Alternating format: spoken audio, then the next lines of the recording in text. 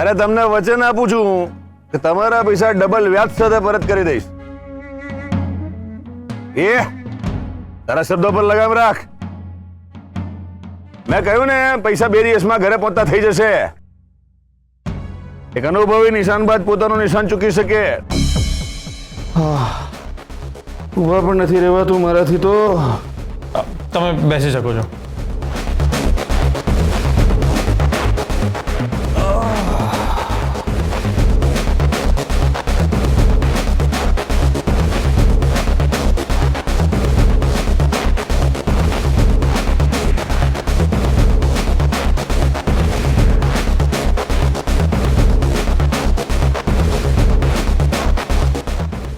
દીકરીના બાપે દીકરીના ઘરે પાણી પણ ના પીવાનું હોય ને તું આટલું બધું લઈ આવ્યો.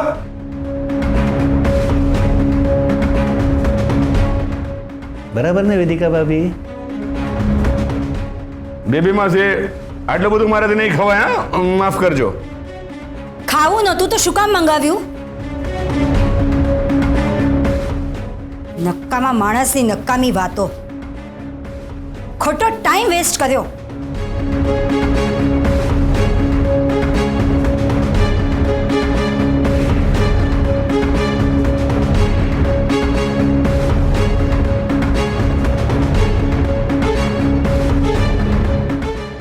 જમાઈરાજ, મારે તમારું એક ખાસ કામ છે.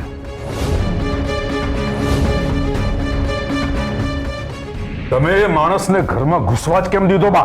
કોઈ એમને સામેથી બોલાવવા નથી ગયું દિગ્વિજય. તમે તો જાણો છો ને કે માણસ કેવો છે. નફ્ફટ માણસ. વગર આમંત્રણે ઘરમાં આવી જાય તો આપણે કરવાનું શું? નફ્ફટ માણસની સામે આપણે વધારે નફ્ફટ થવું પડે. વિક્રમસિંહ એમની ખાનદાની નેવે મૂકી દીધી છે દિગ્વિજય, આપણે નહીં. અને એ તમારે સમજવું જરૂરી છે. દુશ્મન પણ આપણા ઘરે આવે ને તો એને આવકારવો એ આપણા ઘરનો રિવાજ છે. ગમે તેમ હોય એ સમાજમાં હજી પણ આપણા વેવાઈ છે. આપણા ઘરે સામે માંગણ આવ્યું હોય ને એ રીતે આપણે એમને સંઘરવા પડે છે. જેટલી બદનામી થઈ ને એટલી બસ છે. હવે નાની નાની વાતોએ આપણે સમજીને ચાલીએ ને એ સારું છે. એ 2 કોડીના વિક્રમસિંહને આપણા વેવાઈ બનાવીને આપણે જ આપણી આબરૂના ધજાગરા કર્યા છે બા. હવે આ વાત કરવાનો કોઈ અર્થ નથી દિગ્વિજય.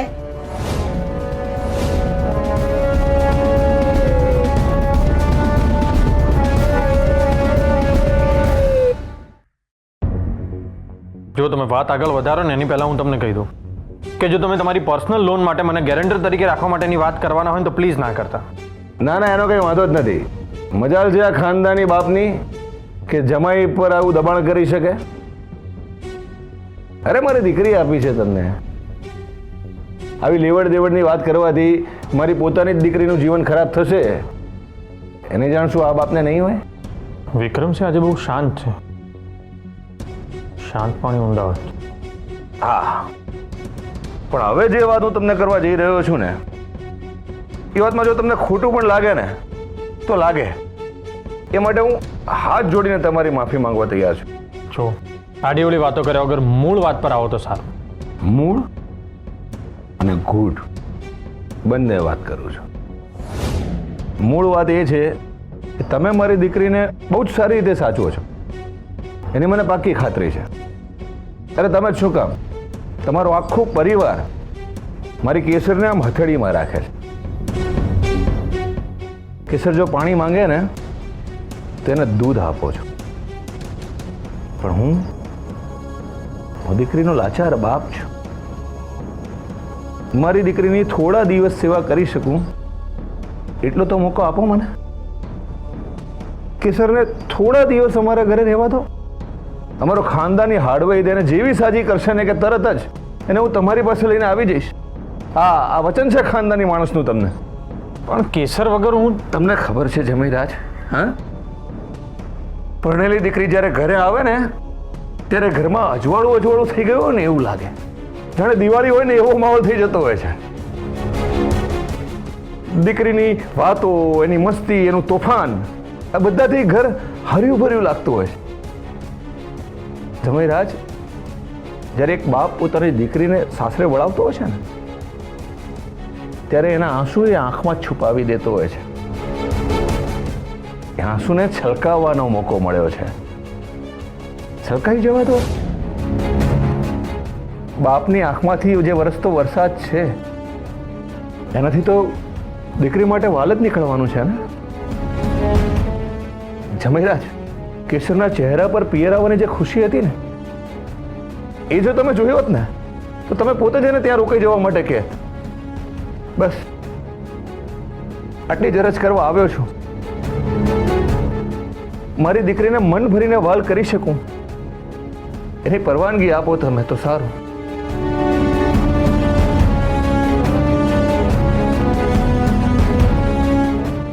ઠીક છે. તમારો ખૂબ ખૂબ આભાર. અરે પ્લીઝ આવું બધું ના કરો. કેવી મજા પડી જમીરાજ. હજી તો આગળની રમત રમવાની બાકી છે.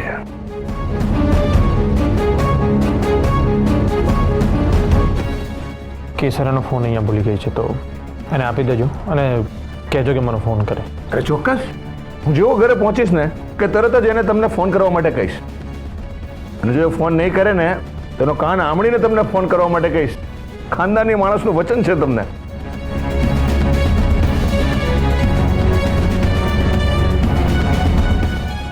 જમીરાજ, બધું બરાબર તો છે ને? તમારા ચહેરા પર ટેન્શન વર્તાઈ રહ્યું છે મને. જમીરાજ, મનમાં કોઈ પણ ચિંતા હોય ને તો એને બહાર કાઢી નાખજો. તમારો આ સસરો, ખાનદાની સસરો તમારી પડખે જ ઊભો છે. જય સોમનાથ.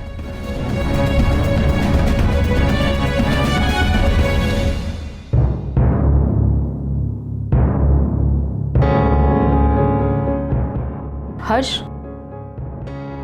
શું કહ્યું વિક્રમસિંહજીએ? કંઈ નહીં, કેસર થોડા દિવસ ત્યાં રહે એની પરમિશન માંગતા હતા. મેં હા પાડી. ભલે, કેસરને પણ સારું લાગશે. હર્ષ, આપણી વાત નીચે અધૂરી રહી ગઈ હતી. તું કોઈ વિડીયો આવે છે એની વાત કરતો હતો.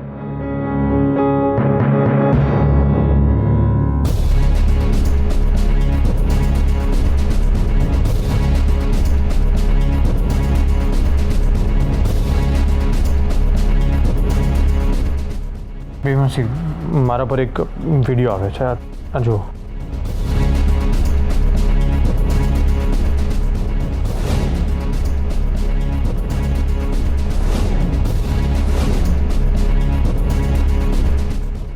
હર્ષ, આમાં તો તે મારી સામે સ્વીકારેલી આખી વાત રેકોર્ડ થઈ છે. કોણે આ વિડીયો બનાવ્યો હશે? તો પ્રશ્ન મને પણ છે વિમર્શી.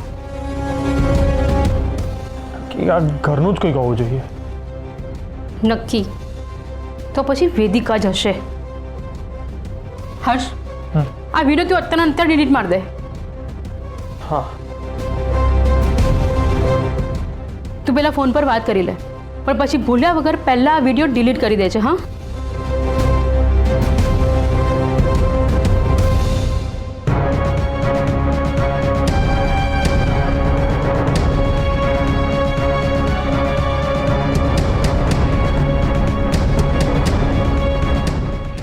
વિક્રમસિંહ અહીંયા આટલી નાની વાત માટે આવે એ વાત અમને માનવામાં નથી આવતી. નક્કી એમનું અહીંયા આવવાનું કોઈ બીજું જ કારણ લાગે છે. તમારી વાત સાથે અમે સહમત છીએ. હર્ષવર્ધનભાઈના ફોનમાં એક અગત્યની માહિતી આવી છે. કોઈ પર્સનલ ઇન્ફોર્મેશન આવી છે. એટલે જ એમણે અમારી સામે વાત ના કરી, ફોન લઈને બહાર જઈને વાત કરતા હતા. અમે શું કહીએ છીએ, તમે જ એમને પૂછી જુઓ ને કે શું વાત છે. હશે એના પોલીસ ડિપાર્ટમેન્ટના કોઈ કેસની વાત. હર્ષવર્ધનની આવી ફાલતુ વાતો માટે અમારી પાસે ટાઈમ નથી. તમને ઘરની કોઈ જ વાતમાં રસ જ નથી. તમારા આંખ અને કાન ખુલ્લા રાખો. હર્ષવર્ધનભાઈ આપણાથી કંઈ છુપાવી રહ્યા છે અને તમે છો કે અમારે શું કરવું શું ના કરવું એની સલાહ તમે અમને આપશો. અમારી સામે ખપ પૂરતું બોલવાનું રાખો વેદિકા. હર્ષવર્ધનભાઈના ફોનમાં કયો ભેદ છુપાયો છે ને એ અમે શોધીને જ રહીશું.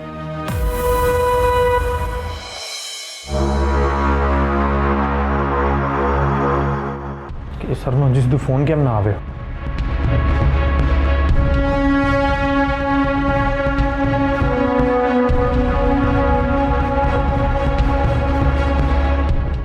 ફોન બંધ કેમ આવે છે? હર્ષ, શું થયું? વાત થઈ તમારી કેસર સાથે? મેં એનો ફોન એના ડેડીને આપ્યો હતો ને કહેવડાવ્યું હતું કે મને ફોન કરે, પણ કેસરનો ફોન જ બંધ આવે છે. તો તું નિર્મળાબેનને ફોન કરી જો. એ ફોન નથી ઉપાડતા. તો હવે ખાનદાની માણસને ફોન કર્યા વગર છૂટકો નથી. એમાંથી અત્યારે મજાક ના કરો પ્લીઝ.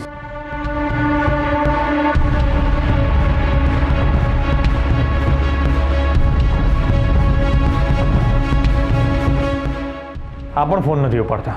ખબર નહીં ક્યાં ગયા હશે બધા. તું ચિંતા નહીં કર, બધા બહુ ટાઈમે ભેગા થયા છે એટલે વાતો એ વળગ્યા હશે. હા,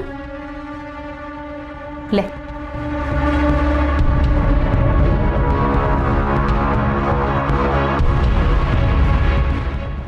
જ્યાં સુધી કેસર સાથે વાત નહીં થાય ને ત્યાં સુધી મને ચેન નહીં પડે.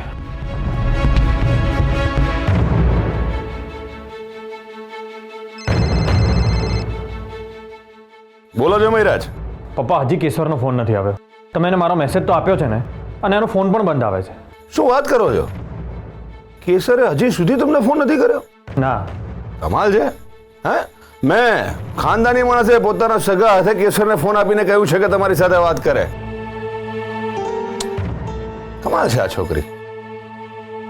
જમાઈરાજ, મને 5 મિનિટ આપો, હું હમણાં જ તમારી વાત કરાવું છું. હા,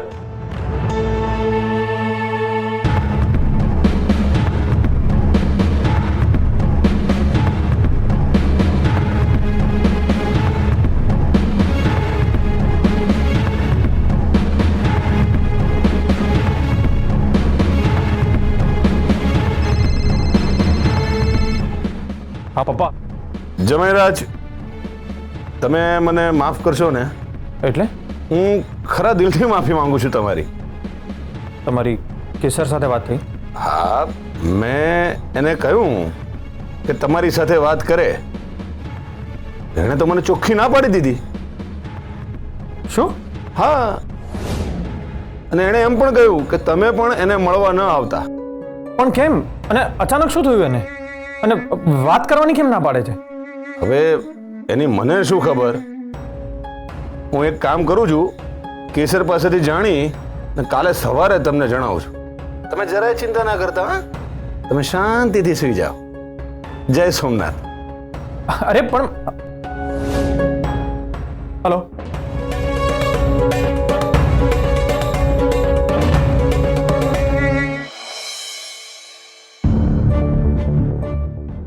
હર્ષવર્ધન, આટલી મોડી રાતે ક્યાં જઈ રહ્યા છો તમે? કેસર ના કરે, મારે ત્યાં જવું પડશે. અત્યારે આ સમયે? બા પ્લીઝ અત્યારે મને ના રોકશો. એવી તે કઈ ઇમરજન્સી છે? બા, કેસર મારી સાથે વાત કરવા જ તૈયાર નથી. તો મારે જાણવું પડશે કે એને શું થયું છે. આપણા ઘરના પુરુષો પત્નીને મળવા આટલી અડધી રાત્રે દોડી ના જાય, અને એ પણ આવા નજીવા કારણોસર. પણ બા, કેસર મારી સાથે વાત કેમ નથી કરતી એ તો મારે જાણવું પડશે ને. ના પાડીને નહીં એટલે નહીં. અમે તમને આટલી મોડી રાત્રે ડ્રાઈવ કરી અને લાંબી મુસાફરી કરવા નહીં દઈએ. બાપ, અમને ફોલો કરવું જરૂરી છે. તમે અમને અડધી રાતે ટ્રાવેલિંગ કરવાની ના પાડી તો અમે તમારું માન રાખ્યું ને. તમે પણ અડધી રાત્રે ડ્રાઈવ નહીં કરો. સવારે જજો, તમને કોઈ નહીં રોકે. પણ અત્યારે નહીં એટલે નહીં. અમારા શબ્દોનું માન રાખવું જરૂરી છે.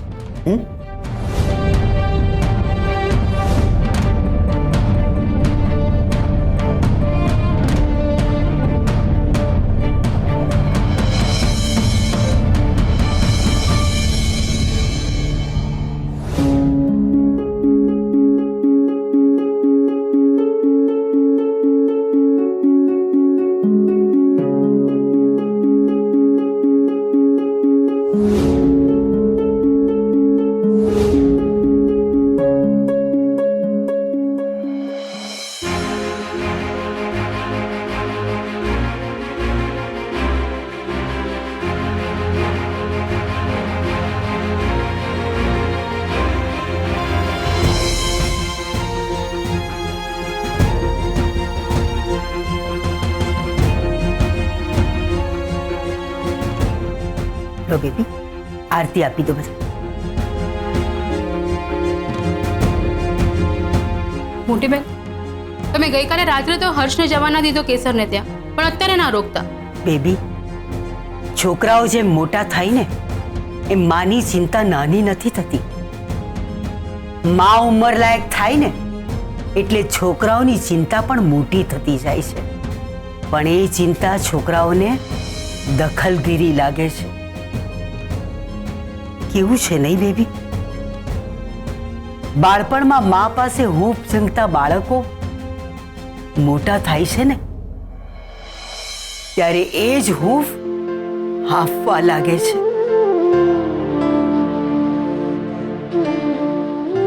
ઓહો, બા અહીંયા ઇમોશનલ થઈ ગયા છે.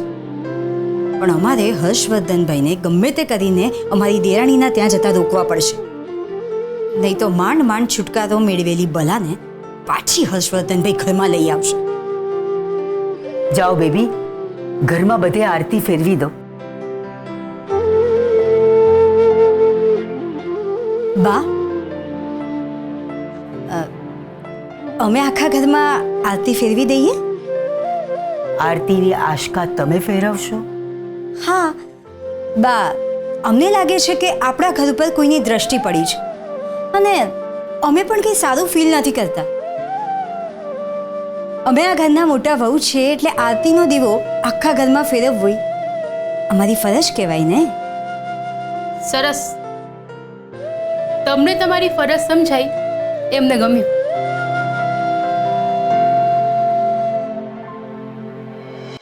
બેબી, વેદિકા વહુને આરતીની થાળી નહોતી આપવી. કેમ મોટી બેન? વેદિકા બહુ સામેથી કોઈ કામ કરવા તૈયાર હોય તો પછી આ મોકો હું કેવી રીતે જવા દઉં? હા, અને તમે ચિંતા ના કરો, હું એમને એકલા નહીં મૂકું, એમની પાછળ જ જાઉં છું.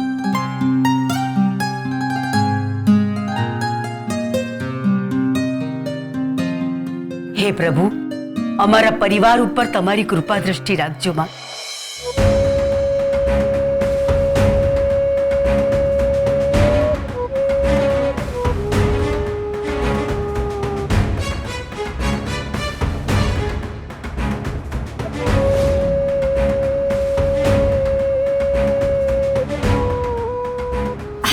હર્ષવર્ધનભાઈ, ધીમે. દેરાણીને મળવાની એટલી બધી ઉતાવળ છે? હમણાં આપશું કન થઈ જાત. સોરી. હર્ષવર્ધનભાઈને રોકવા માટે અમારી પાસે મસ્ત આઈડિયા છે. પ્રમોદ,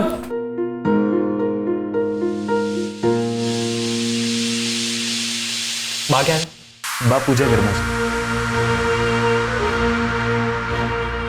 આ વેદિકા કેમ અહીંયા ઊભી રહી ગઈ?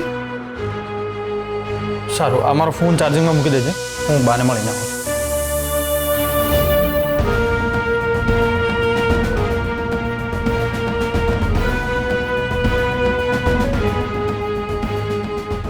વેદિકા બહુ, હર્ષનો ફોન આમ છુપાઈને જોતા શરમ નથી આવતી? આમ તો બિચારી કેસરના સંસ્કાર પર બહુ આંગળી ચિંતા હો છો, જરાક પોતાના સંસ્કાર તો જુઓ. બેબી માસી, અમે આખા ઘરમાં દીવો ફેરવી રહ્યા હતા, દેખાય છે ને તમને? ફોન પાસે દીવો લઈ જઈએ ને તો બ્લાસ્ટ થાય, ખબર પડે છે તમને? આ તો ફોનને અમે દીવાથી દૂર કરતા હતા. વેદિકા બહુ, તમારી પાસે દરેક સવાલના જવાબ હાજર જ હોય છે નહીં? પછી એ જવાબ જુઠ્ઠો કેમ ના હોય? અરે તમને વચન આપું છું કે તમારા પૈસા ડબલ વ્યાજ સાથે પરત કરી દઈશ. એ તારા શબ્દો પર લગામ રાખ. મેં કહ્યું ને, પૈસા 2 દિવસમાં ઘરે પહોંચતા થઈ જશે. એક અનુભવી નિશાનબાજ પોતાનું નિશાન ચૂકી શકે, પણ આ વિક્રમસિંહ જેવો ખાનદાની માણસ પોતાનું વચન પૂરું કરવામાં ક્યારેય ના ચૂકે. તો હમણાં એમ ઉભા ઘોડે કામ ના થાય. હું દીકરીનો બાપ છું અને દીકરીના બાપે ઘણા બધા ગૂંચવાડા સંભાળવાના હોય છે. હું જાતે પોતે આવીને આપી દઈશ, કહ્યું ને. આ કોણ છે? કોઈ નવો નોકર આવ્યો લાગે છે. હર્ષવર્ધન, તમે જેવા ત્યાં પહોંચો કે કેસર વહુને લઈને તરત જ નીકળી જજો. સાંજ સુધી રોકાવું બહુ જરૂરી નથી અને રાતનું ટ્રાવેલિંગ તો બિલકુલ નહીં કરતા. આમ તો તમે વિક્રમસિંહને ત્યાં જાઓ એ અમને બિલકુલ પસંદ નથી, પણ આ તો તમારી જીત છે ને એટલે તો શું કરું બા? કેસરને ત્યાં જ રહેવા દો અને હું અહીંયા એકલો રહું?